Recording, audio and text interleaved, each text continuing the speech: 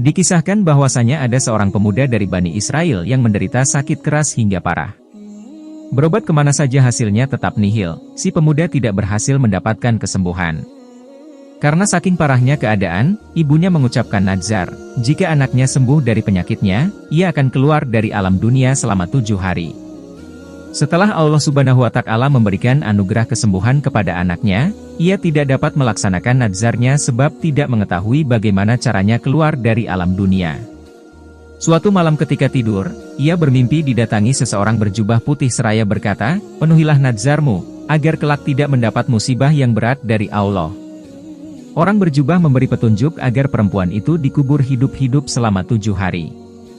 Pagi harinya, ia pun memanggil anaknya dan menceritakan apa yang ada dalam mimpinya semalam lantas, memerintahkan anaknya agar menggali kuburan di tengah-tengah perkuburan umum dan menguburkannya. Si anak kemudian melaksanakan perintah dari ibunya. Ketika ibunya sudah turun ke liang kubur, ia berdoa, "Wahai Tuhanku, aku telah melakukan kewajibanku melaksanakan nazarku, maka lindungilah aku di dalam kubur dari segala mara bahaya." Selesai berdoa, anaknya menutup kuburan itu dengan tanah kemudian pulang. Di dalam kuburan, perempuan itu melihat cahaya memancar dari atas kepalanya. Setelah dilihat, ternyata ada lubang seperti jendela. Diintipnya lubang tersebut, alangkah terkejutnya ia melihat ada taman besar, di dalamnya ada 2 orang perempuan yang sedang duduk. Keduanya memanggil-manggil, "Wahai perempuan, keluarlah dari tempatmu dan bergabunglah dengan kami." Tiba-tiba lubang itu menjadi lebar sehingga ia pun menyusul mereka berdua.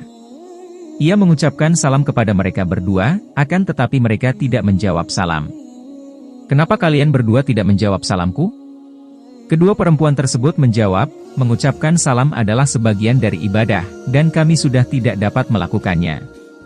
Saat mereka sedang duduk di tepi telaga sambil asik ngobrol, tiba-tiba ada seekor burung hinggap di kepala salah satu perempuan lalu mengipasinya dengan kedua sayapnya. Burung lainnya hinggap di kepala perempuan kedua lalu melukai kepalanya dengan paruhnya. Lalu, ia bertanya kepada perempuan pertama, "Sebab apa engkau memperoleh kemuliaan dan kenikmatan ini?" Perempuan pertama menjawab, "Semasa di dunia, aku selalu patuh dan taat kepada suamiku, sehingga Allah Subhanahu wa Ta'ala memberikan kemuliaan padaku."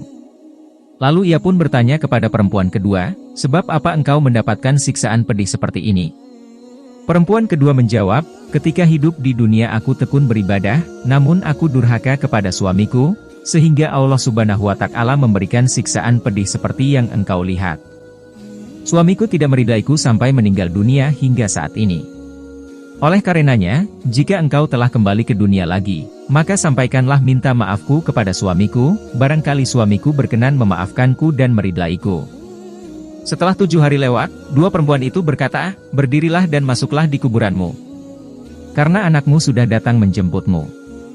Ketika ia memasuki kuburannya, anaknya sudah selesai menggali kuburnya. Kemudian mengeluarkannya dari dalam kuburan dan membawanya pulang ke rumah. Sesampainya di rumah, berita tersebar luas bahwa dirinya masih hidup dan berhasil memenuhi nazarnya. Banyak tetangga berbondong-bondong dan ingin mendengarkan pengalamannya. Tanpa disadari ia melihat suami perempuan yang mendapat siksaan di alam kubur dan menceritakan apa yang dialami istrinya. Perempuan itu memintakan maaf dan ridho kepada suami perempuan tersebut. Setelah mendengarkan ceritanya, suaminya mau memaafkan dan meridai mendiang istrinya. Malam harinya, ia bermimpi bertemu dengan perempuan tersebut.